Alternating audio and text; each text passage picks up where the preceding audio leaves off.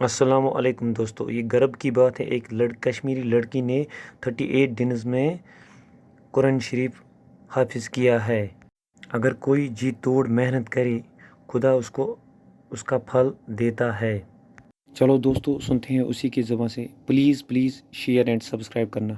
الحمدللہ، یہ تو اللہ کا ہی کرنا تھا کہ اللہ نے یہ کام مجھ سے ہی انجام دلایا، لیکن اس کے لیے میں نے خود بھی کوشش کی۔ اللہ نے خود فرمایا جو کوشش کرے گا تو جو میری طرف ایک قدم چل کے آئے گا، میں اس کی طرف 10 قدم کا چل کے جاؤں گا۔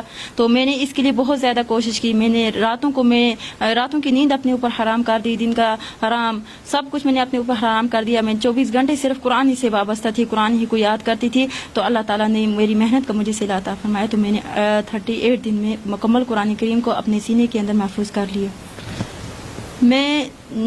جب میں سبق سناتی تھی تو میرا پہلا سبق جب میں نے سنایا تو میں نے استاد کو ایک پارہ اور دوسرے پارے کے 5 صفحے میں نے سنائے تھے۔ تو میں نے ایسے ہی کبھی میرا نصف سبق ہوتا تھا، نصف پارہ سبق ہوتا تھا، کبھی سوا پارہ، کبھی آدھا پارہ، تو ایسے ہی میرا شیڈول رہا۔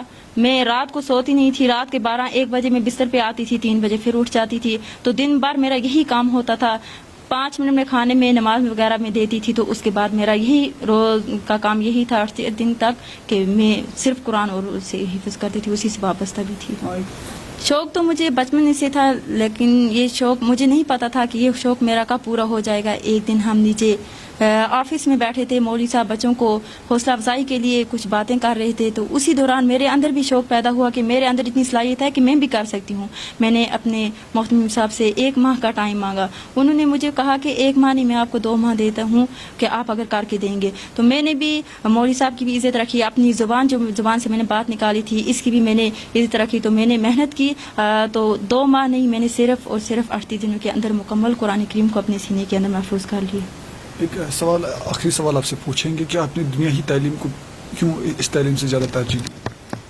اس تعلیم سے دنیا و آخرت میں کامیابی ملتی ہے۔ دنیاوی تعلیم جو ہوتی ہے وہ صرف دنیا میں تک ہی محدود ہے، آخرت میں وہ ساتھ نہیں جاتی ہے۔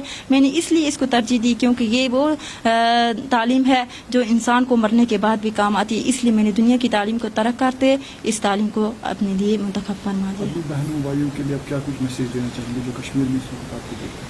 میں امت مسلمہ خاص کر وادی کشمیر کے مسلمانوں تک اپنا یہ پیغام پہنچانا چاہتی ہوں کہ وہ اپنی اولاد کو دنیاوی تعلیم دینے کے ساتھ ساتھ قرآن کی تعلیم سے بھی آراستہ کریں، کیونکہ یہ وہ تعلیم ہے جس سے نہ صرف دنیا میں بلکہ آخرت میں بھی انسان کی کامیابی ملتی ہے، آخرت کی منزل بھی انسان کو آسان ہو جاتی ہے۔ اس لیے میں سب کو یہی پیغام دینا چاہوں گی کہ اپنی اولاد کو قرآن کی تعلیم سے ضرور نوازیں۔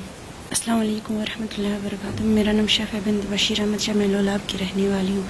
میں نے صرف 79 دنوں میں قرآن کریم کو اپنے سینے کے اندر محفوظ کر لیا۔ مجھے بہت شوق تھا قرآن کریم کو حفظ کرنے کا۔ پھر جب میں یہاں آئی تو پھر میں نے بھی بہت زیادہ محنت کی، اور خاص کر ہمارے استادوں نے ہم پر بہت زیادہ محنت کی۔ ہم پوری رات کو جاگ کر بیٹھتے تھے، قرآن اپنا سبق یاد کرتے تھے، کبھی کھانا بھی چھوڑ دیا، بولتے تھے تب تک کھانا نہیں کھائیں گے جب تک سبق یاد نہیں ہو جائے گا، پھر کھانا بھی چھوڑ دیا، تو یہ محنت ہمیں حاصل ہوئی۔ السلام علیکم ورحمۃ اللہ وبرکاتہ۔ میرا نام رخسانہ بنت عبد الرحمن ہے۔ میں نے صرف 2 ماہ میں قرآن کریم کو اپنے سینے کے اندر محفوظ کر لیا۔ ہم آگے اور محنت کرنا چاہتے ہیں، قرآن کے علوم کو سیکھنا چاہتے ہیں، پر یہاں ہمیں ایسے وسائل نہیں کہ ہم آگے کچھ کر سکیں۔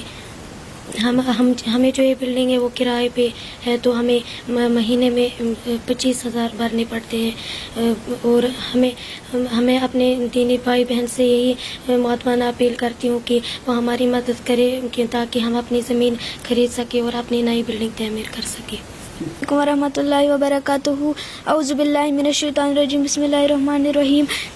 میرا نام زینب بنت مظفر ہے، میں خانسا بڈگام کی رہنے والی ہوں۔ میں نے 1 سال میں قرآن کریم کو اپنے سینے کے اندر محفوظ کر لیا۔ میری ایج 10 سال کی ہے۔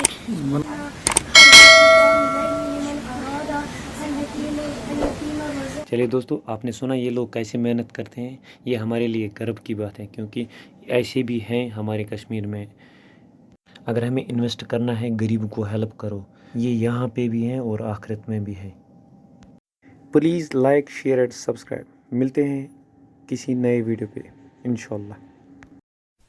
سجدہ عشق ہو تو عبادت میں مزہ آتا ہے، خالی سجدوں میں تو دنیا ہی بسا کرتی ہے۔ لوگ کہتے ہیں فرض ادا کرنا ہے، ایسا لگتا ہے جیسے قرض لیا ہو رب سے.